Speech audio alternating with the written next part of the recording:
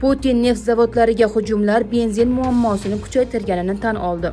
Vladimir Putin Rossiyada benzin bilan bog'liq muammolar neftni qayta ishlash zavodlariga qilingan hujumlar oqibatida yuzaga kelganini aytdi.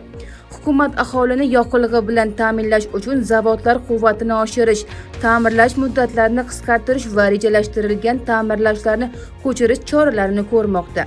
Yig'ilishda Marat Xusnulin Krimga yo'llanma olgan turistlarga pul qaytarish va biznes zararlarini qoplash bo'yicha choralar ishlab chiqarilayotganini ma'lum qildi. Aleksandr Novak esa yoqilg'i bozoridagi vaziyat murakkab, ammo nazorat ostida ekanligini bildirgan. Putinning so'zlariga ko'ra, mazkur hujumlar frontdagi vaziyatga ta'sir qilmaydi va Rossiya qo'shinlari harakatni davom ettirmoqda. Shuningdek, Rossiya Ukraina bilan muzokaralarga tayyorligini, ammo bu jarayon 2022-yildagi Istanbul kelishuvlari asosida olib borilishi kerakligini ta'kidlamoqda. Istanbul kelishuvi loyihasida Ukrainaning neytral maqomi masalasi ko'tarilgan bo'lgan.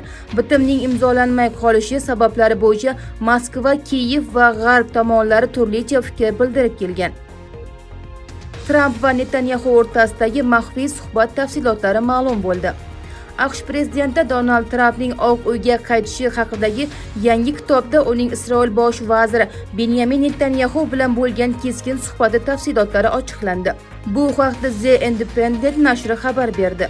Jurnalistlar Maggie Haberman va Jonathan Soanning kitobida da'vo qilinishicha, o'tgan yilning kuzida Donald Trump va Benyamin Netanyahu o'rtasida keskin telefon muloqoti bo'lib o'tgan. The Independent nashrining yozishicha, bahsga G'azo sektorida o't ochishni to'xtatish bo'yicha Amerika rejasining muhokamasi sabab bo'lgan. Kitob mualliflarining ta'kidlashicha, Trump Isroil bosh vaziri taklif qilgan kelishuvni qo'llab-quvvatlashni talab qilgan. Hamma sendan charchadi, bebi. Barcha yahudiylar sendan charchadi, deya Trampning so'zlaridan iqtibos keltiriladi kitobda. Mualliflarning ma'lumotlariga ko'ra, Amerika yetakchisi agar Netanyahu kelishuvdan bosh tortsa, ikki ittifoqchi o'rtasida ajrashish yuz berishi mumkinligi haqida ham ogohlantirgan. Kitobda da'vo qilinishicha, yakunda Netanyahu taklif qilingan rejaga rozi bo'lgan. Ushbu ixtilofga qaramay siyosatchilar o'rtasidagi munosabatlar saqlanib qolgan. Keyinchalik Isroil bosh vaziri Trampni Eronga qarshi harbiy kampaniyani qo'llab-quvvatlashga ishontira olgan.